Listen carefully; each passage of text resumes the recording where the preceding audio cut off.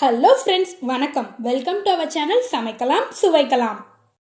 குழந்தைங்களோட all time favourite masala pasta within 5 மினிட்ஸில் ரொம்ப சூப்பராக எப்படி செய்யுதுன்னு இந்த வீடியோவில் பார்க்கலாம்.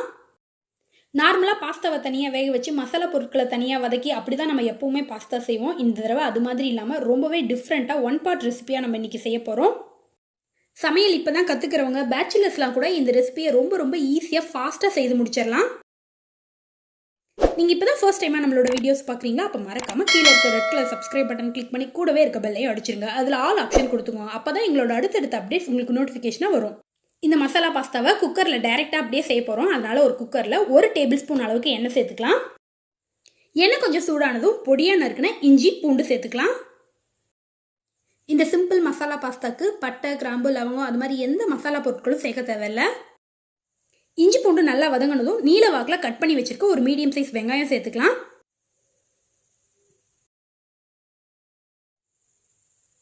நீங்கள் இந்த ஸ்டேஜில் உங்களுக்கு விருப்பமான காய்கறிகள் கேரட், பீன்ஸ், பட்டாணி இது மாதிரி எது வேணாலும் சேர்த்துக்கலாம். நான் இன்றைக்கி அது மாதிரிலாம் சேர்க்காம ரொம்ப சிம்பிளாக செய்கிறேன். காரத்துக்காக 2 பச்சை மிளகாயை நீல வாக்கில் கீறி சேர்த்துக்கலாம். அரை தக்காளியை பொடியாக நறுக்கி சேர்த்துக்கலாம். வெங்காயம், பச்சை மிளகா, தக்காளி எல்லாமே நல்லா வதங்கி வரட்டும். நம்ம இன்னைக்கு 1 கப் பாஸ்தா சேர்க்க போகிறோம். அதனால 1.5 கப் அளவுக்கு தண்ணி சேர்த்துக்கலாம். எந்த கப்பால் பாஸ்தா அளக்குறீங்களோ அதே கப்பாலே 1.5 கப் அளவு தண்ணி சேர்த்துக்கோங்க. தண்ணி நல்லா கொதிச்சு வந்ததும் இந்த மேகி மசாலா பாக்கெட் சேர்த்துக்கலாம்.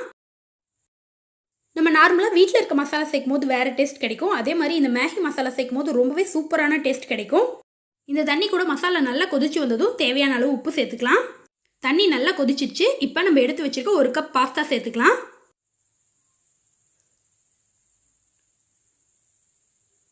பாருங்க, பாஸ்தா நல்லா தண்ணியில் மூழ்கி இருக்கணும். அந்த அளவுக்கு கொஞ்சம் நிறைய தண்ணி சேர்த்துக்கோங்க. 1.5 கப் தண்ணி சேர்த்திங்கன்னா கரெக்டான அளவாக இருக்கும்.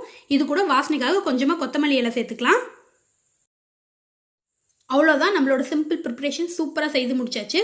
இப்போ மூடி போட்டு அடுப்பை மீடியம் ஃப்ளேமில் 5 விசில் வர வரைக்கும் வச்சு எடுத்துக்கலாம். 5 விசில் வந்து நல்லா ப்ரெஷர் அடங்கினதுக்கப்புறம் ஓப்பன் பண்ணியிருக்கேன். பாருங்கள், நம்மளோட பாஸ்தா ரொம்ப சூப்பராக ரெடி ஆயிடுச்சு. ரொம்ப சிம்பிளான பாஸ்தா 5 நிமிஷத்தில் சிம்பிளான அதே சமயம் ரொம்பவும் டேஸ்டான பிரேக்ஃபாஸ்ட் இல்லை டின்னர் ரெடி பண்ணணும்னு நினச்சா நீங்கள் கண்டிப்பாக இந்த ரெசிபி ட்ரை பண்ணலாம். பாருங்கள், பாஸ்தா குழஞ்செல்லாம் போகல, ரொம்பவே உதிரியாக சூப்பராக இருக்குது. உங்களுக்கு இந்த வீடியோ பிடிச்சிருந்தா ஒரு லைக் பண்ணி ஷேர் பண்ணுங்கள். மறக்காமல் நம்ம சேனலை சப்ஸ்கிரைப் பண்ணிக்கோங்க. விதவிதமாக வித்தியாசமாக சமைக்கலாம் சுவைக்கலாம்.